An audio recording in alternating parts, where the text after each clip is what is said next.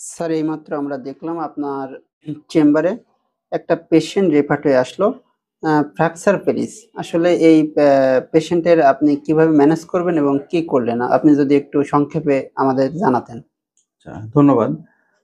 এইমাত্র যে ভদ্রলোককে আমি দেখলাম, উনার অ্যাকচুয়ালি কেসটা হলো ফ্র্যাকচার পেনিস। আগে আমরা ফ্র্যাকচার শুনতাম শুধু হাড়ে হয়, এখন পেনিসেও ফ্র্যাকচার হয়, এটা আসলে অনেকে জানে না। তো সেটা হলো রুগীটা যখন সেক্স ট্রমা হয় বিভিন্ন রকম কারণে, এটা সঙ্গমের পজিশনের উপর ডিপেন্ড করে যখন সঙ্গম করে, তখন এটা হতে পারে জনিত কারণে, সেক্স ট্রমার কারণে পপকর্নের মতো একটা টাস করে একটা শব্দ হয়, ভেঙে যাওয়ার মতো শব্দ হয়। এরপরে পেনিসটা ফুলে যায়, ব্যথা অনুভব করে এবং উত্থিত শিশ্নটা আস্তে, আস্তে নরম হয়ে যায়।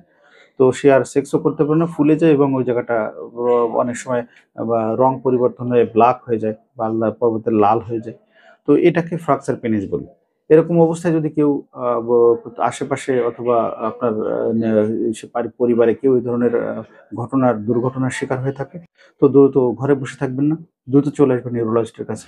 তো আপনার আশেপাশে কেউ থাকলে তার শরণাপন্ন হন নিউরোলজিস্টের। আর আমার আশেপাশে কেউ থাকলে আমার এখানে আ বা আসতে তাকে অভিবাদন জানানো হচ্ছে।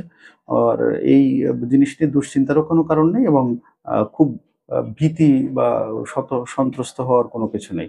ধন্যবাদ। ভালো থাকবেন।